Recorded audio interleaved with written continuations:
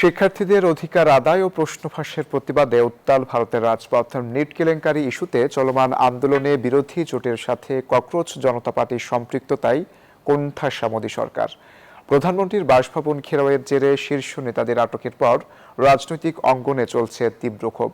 অন্যদিকে টানা অনশনে অসুস্থ পরিবেশকর্মী সোনম ওয়াংচুকের চিকিৎসা চলছে হাসপাতালে।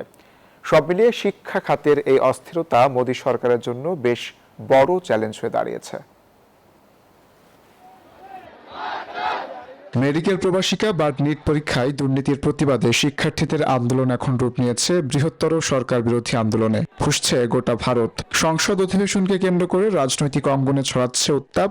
নিট পরীক্ষা নিয়ে সরকারের জবাবদিহিতা আদায়ে রণকৌশল সেরাচ্ছে ইন্ডিয়া জোট।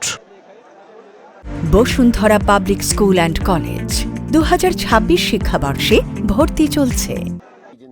ছাত্রদের আন্দোলনকে কংগ্রেস নিজেদের রাজনৈতিক স্বার্থে ব্যবহার করছে বলে অভিযোগ তুলেছেন শিক্ষামন্ত্রী ধর্মেন্দ্র প্রধান। তার মতে আলোচনার বদলে পরিস্থিতি ঘোলাটে করছে বিরোধীরা। প্রধানমন্ত্রীর বাসভবন ঘেরাও কর্মসূচি থেকে বিরোধী নেতাদের আটকের ঘটনায় আরও ঘোলাটে হয়েছে পরিস্থিতি। পুলিশের এমন আগ্রাসী আচরণের কড়া সমালোচনা করে জবাবদিহিতার দাবি তুলেছেন তারা। এদিকে টানা অনশনে শারীরিক অবস্থার অবনতি হওয়ায় পরিবেশকর্মী সোনম ওয়াংচুককে মেদান্ত হাসপাতালে ভর্তি করা হয়েছে।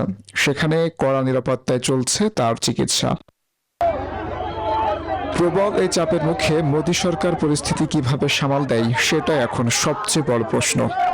एज एलओपी कल जो हुआ, जो आपकी सरकार ने, आपके होम मिनिस्टर ने किया, उसके लिए आप देश के स्टूडेंट से माफी मांगिए और जल्दी से जल्दी एग्जामिनेशन सिस्टम और एजुकेशन सिस्टम्स पर रिफॉर्म शुरू कीजिए।